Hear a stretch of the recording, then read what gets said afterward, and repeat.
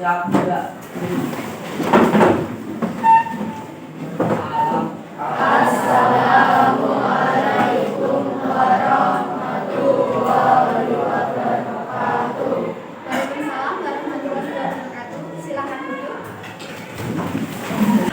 Silakan duduk berdoa. Doa lagi. Alhamdulillahirabbil alamin. Bagaimana kabarnya hari ini anak-anak? Alhamdulillah baik. Adakah yang tidak masuk? Ada. Siapa? Kuliah kenapa? Sakit? Izin? Tanpa keterangan? Tanpa keterangan. Jangan sampai ya kalau kita tidak masuk sekolah, usahakan menulis surat ya, baik itu sakit atau izin, biar di rapot kita nanti tidak jelek hasilnya. Seperti itu ya anak-anak. Oke. Kalau dia sakit, kita doakan semoga segera cepat sembuh. Oke. Sebelum mengawali aktivitas pagi ini, supaya pagi kita semangat, kita tepuk semangat dulu ya. Saya ajari dulu. Semangat,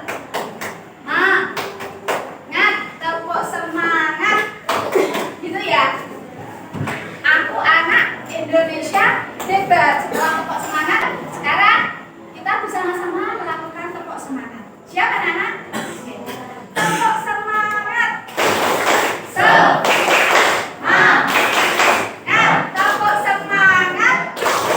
Aku anak Indonesia hebat. Yes, yes, yes. Oke, tepuk tangan dulu kita. Nah, pada pertemuan kali ini, Bu April akan mengajarkan coding yang seperti halnya kalian pelajari di ruangan sana, tapi kalau dalam kategori pendidikan di dunia pembelajaran di sekolah itu istilahnya adalah kataan atau coding dan kecerdasan artifisial. Yang kalian pelajari di ruangan sekolah sana mungkin hanya sebatas mencari informasi bergantungan dengan internet ya, jaringan internet.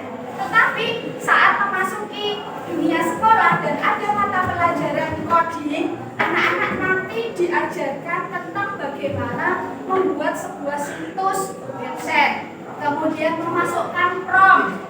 Apa itu prompt? Prompt itu adalah perintah yang kita masukkan di dalam search engine ya. Search engine itu adalah mesin pencarian Google yang mana kita menggunakan aplikasi semacam Gemini, ChatGPT, Copilot dan lain sebagainya. Nah, nanti kita akan aplikasikan seperti apa sih cara kita memasukkan prompt. Selama ini apakah anak-anak sudah mengenal apa itu ChatGPT? Sudah. Apa itu Gemini? Gemini itu adalah Gemini, bacanya Gemini. Ada yang pernah? Belum. Ada yang pernah pakai Copilot? Belum juga. Pakai Sora? Belum. Oke, hanya ChatGPT ya. Sudah pernah memasukkan kata-kata di situ? Buatkan saya mungkin poster. Buatkan saya teks karangan LHO. Bisa nggak kita memasukkan perintah semacam itu di ChatGPT? Bisa. Nah, itulah yang disebut dengan prompt. Apa? Prompt. Berarti prompt adalah sebuah instruksi yang memerintahkan kepada mesin pencarian ChatGPT untuk apa? Menghasilkan segala sesuatu yang kita inginkan. Pada kesempatan kali ini, Bu April akan mendemonstrasikan bagaimana cara memasukkan prompt. Kalau sudah, sebelum kita masuk ke coding, kita akan belajar KA dulu ya. Kecerdasan artifisial yang mana kita kenal salah satunya menggunakan aplikasi ChatGPT. Karena Bu April sudah pernah masuk, jadi otomatis Bu April sudah bisa langsung masuk ke aplikasi ChatGPT-nya. Sampai sini ada pertanyaan anak-anak? Tidak. Sudah paham ya untuk sampai ke tahap ini. Kemudian di sini ada tempat kolom yang bisa kita masukkan prompt. Apa tadi prompt? Perintah dasar yang harus dimasukkan sesuai dengan instruksi yang seperti kita harapkan. Kita masukkan prompt di situ. Semisal di materi kita kemarin membuat teks karangan LHO, kita buat ya. Jadi kata kuncinya atau promptnya, buatkan saya teks karangan laporan hasil observasi pengamatan apa? Kupu-kupu kah? Atau tumbuhan? Apa yang kalian inginkan? Kupu tumbuhan. Tumbuhan, kalau tumbuhan apa? Yang bagus bunga mawar? Bunga mawar. Observasi pertumbuhan bunga mawar ya. Pertumbuhan bunga mawar. Nah, lebih spesifik lagi akan memunculkan hasil yang lebih akurat. Coba kita klik dengan tanda panah ya, ataupun di enter juga bisa. Selain pakai tanda panah ke atas itu juga kita bisa memasukkan voice note. Di situ ada gambar mikrofon ya, kelihatan ya anak-anak ini. Nah itu bisa kita masukkan voice note-nya melalui suara. Kalau tidak mau mengetik, kita klik. Nah, di sini dia akan mengeluarkan, menghasilkan apa yang kita minta tadi. Nah, sini judul laporan hasil observasinya adalah pertumbuhan bunga mawar. Nah, dimulai dari pertama. Nah, kita lihat di sini dari awal. Nah, identitasnya pertama, pengamat berarti nama kalian sendiri. Terus tanggal pengamatan dimulai dari tanggal berapa sampai berapa? 1 sampai 15 Juli 2025 ya tahunnya. Objek pengamatan berarti tanaman bunga mawar. Tempat pengamatannya di kebun sekolah semisal. Kemudian kita lanjut lagi. Setelah ada identitas nama kalian dan identitas laporan hasil observasi yang dibuat, kita akan mengamati yang namanya tujuan observasi. Apa tujuan kalian melakukan observasi itu? Mengamati proses pertumbuhan bunga mawar dari tahap apa? Tunas, pertumbuhan daun, hingga munculnya kuncup dan bunga. Kemudian waktu dan tempat dilakukan selama 2 minggu di halaman rumah yang mendapat sinar matahari cukup. Kenapa bunga mawar perlu sinar matahari? Karena memiliki zat klorofil di bagian daun. Tanaman hijau yang memiliki zat klorofil membutuhkan sinar matahari untuk melakukan fotosintesis. Masih ingat ya? Kemudian deskripsi objek. Bunga mawar adalah tanaman hias yang memiliki duri. Jadi ini secara anatomi ya, struktur fisik dari bunga mawar. Kemudian hasil observasinya. Hari pertama, tanaman bunga mawar menunjukkan tunas baru, batang muda hari pertama. Hari keempat, daun-daun muda mulai tumbuh lebih lebat, berwarna hijau segar. Kemudian hari ketujuh, tunas bunga terlihat muncul di ujung batang. Hari ke-10, kuncup bunga mulai membesar dan tampak jelas bentuknya. Ke-14, kuncup mekar menjadi bunga berwarna merah dan aromanya harum. Kesimpulan dari teks LHO dari hasil pengamatan yang dilakukan yaitu pertumbuhan bunga mawar berlangsung mulai beberapa tahap, yaitu diawali dengan munculnya tunas, pertumbuhan daun, terbentuknya kuncup, hingga mekar menjadi bunga mawar. Tanaman mawar itu sendiri membutuhkan sinar matahari dan air yang cukup serta perawatan rutin agar tumbuhan dapat tumbuh dengan baik. Selain sinar matahari, supaya subur, hendaknya kita berikan apa anak-anak? Air dan pupuk. Pupuk itu ada 2 macam, pupuk organik dan anorganik. Kalau kita menggunakan pupuk kandang bisa tidak? Bisa. Pupuk kandang itu adalah organik, bukan buatan ya. Kemudian pakai kompos, hasil dari dedaunan yang kita timbun menjadi pupuk, bisa tidak? Bisa. Justru malah tidak merusak sistem jaringan tanah. Karena kalau yang pupuk anorganik atau buatan biasanya hasilnya itu akan mengakibatkan tanah menjadi tandus setelahnya ya. Oke. Sampai sini untuk memasukkan prompt sudah tahu anak-anak? Sudah. Kita coba selain pakai ChatGPT, kita akan masuk pakai Canva. Kalau sudah login, kita klik login to your Canva account. Jadi kita masukkan di sini. Nah, kalau sudah sampai sini, kita pun bisa mencari template pakai prompt apa yang kita mau ini ya buat ya. Nah, kita bisa mencari desain, mau membuat apa, semisal poster atau apapun itu bisa di situ. Tapi kalau kita mau memasukkan prompt membuat gambar, tanda plus sudah sampai itu. Oke, kita klik plus. Kemudian di situ klik lagi docs. Kita mau membuat desain gambar bunga mawar dengan memasukkan prompt. Gambar itu yang kita buat nanti itu tidak ada di klaim orang lain atau tidak plagiat. Carilah media ajaib. Ada tanda plus di situ ya, aplikasi. Nah, itu klik carilah media ajaib. Di sini ya, di bawahnya aplikasi. Sampai sini paham? Oke, kita masukkan promptnya. Buatkan saya tanaman bunga mawar berbagai warna di sebuah taman yang indah dihinggapi kupu-kupu. Nah, coba kita ciptakan gambar dengan prompt yang telah kita buat. Seperti apakah gambar yang dihasilkan oleh Canva melalui prompt yang telah kita buat. Oke, gambar yang pertama. Nah, bagus gak kira-kira anak-anak? Di sebuah taman yang indah, ada tanaman bunga mawar berwarna-warni yang dihinggapi kupu-kupu. Masuk di situ ada kupu-kupunya ya, gambar pertama ya. Oke. Kita buat lagi. Klik buat.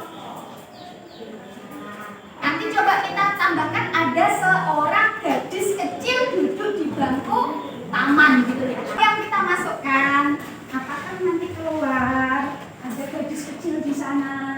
Deng deng deng. Adakah gadis kecil di situ? Ada. Coba kita lihat ya di sini gadis kecilnya. Oke. Dia tersenyum lebar dengan tawanya. Nah, oke. Bagus gak kira-kira gambarnya? Bagus. Kalau kita membuat seperti ini pakai tangan, kira-kira lama gak anak-anak? Lama. Dengan memasukkan prompt hanya hitungan detik saja kita dapat menciptakan ribuan bahkan jutaan gambar dengan hanya menggunakan prompt dan aplikasi apa? KA ya, kecerdasan artifisial, atau kalau istilah bahasa Inggrisnya adalah AI apa? Artificial Intelligence yang sekarang pakai AI. Bahkan di WA kalian juga ada Meta AI ya. Masukkan apa promptnya udah bisa dicetak. Dari yang saya jelaskan tadi anak-anak, saya pengen lihat seperti apa anak-anak memahami instruksi prompt yang sudah saya jelaskan. Apakah bisa diaplikasikan pada gawe kalian masing-masing? Adakah yang mau mencoba? Oh ya, silakan. Cepat. Salah satu dari teman kalian akan mencoba memasukkan prompt. Ya. Coba masukkan prompt seekor kucing dengan beberapa anak di sebuah taman yang indah. Oke, ini ya. Nah, kemudian silakan ciptakan gambarnya. Kita tunggu ya. Ya. Ini masih loading. Nah, di sini keluar ya. Jadi seekor kucing dengan beberapa anak kecil. Jadi anak kecil itu yang memelihara kucing tersebut bermain di sebuah taman. Ya, kelihatan ya anak-anak ya.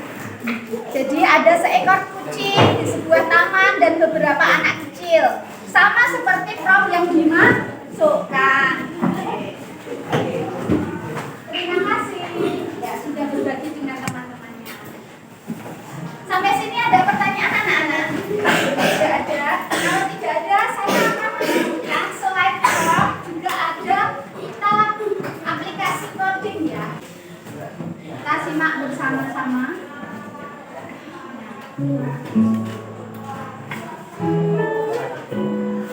Pertama kita masuk ke halaman depan di Google ya. Kita cari W3 Spaces Login ya. Itu adalah salah satu aplikasi. Nah setelah itu kita masuk ke dalam aplikasi W3 Scroller itu menggunakan Google. Bisa dilihat di sini ada beberapa tipe file yang bisa kita buat. Contohnya ada HTML, CSS, JS, PHP dan lain sebagainya. Kita percepat saja seperti apa dulu kodenya. Kita bisa menggunakan Word HTML yang mana Wordnya kita tulis apa nanti akan diubah menjadi rumus HTML-nya. Rumus Hypertext Markup Language yang mana bahasa manusia diubah menjadi ke dalam bahasa pemrograman komputer. Kemudian saya membuat materi iklan, slogan, poster, klik. Nah, kemudian ini rumus untuk pemrograman komputernya.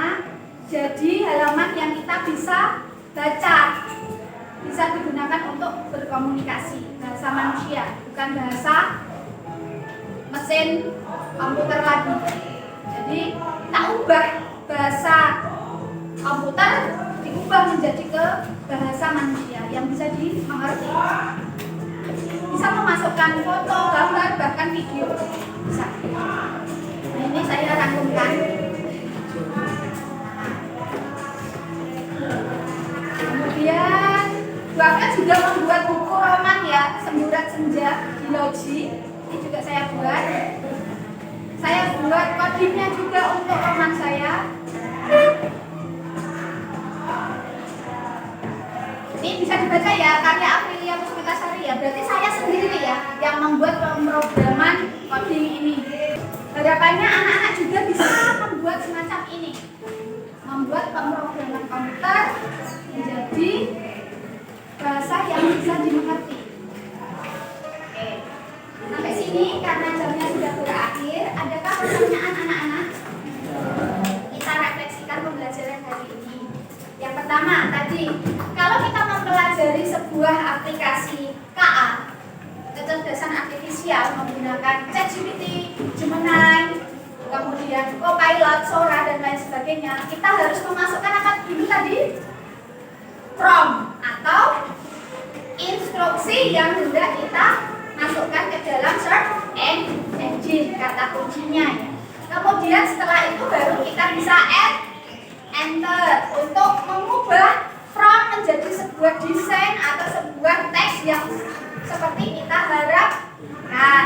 Setelah itu yang kedua tadi, selain kita memasukkan prompt, juga kita belajar tentang coding. Coding itu apa tadi?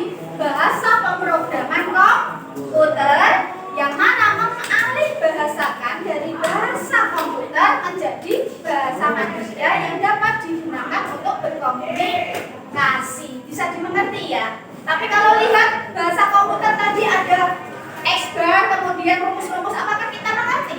Ya. Tidak kan? Yang mengerti hanya komputer karena motherboardnya dia berpikir dengan rumus.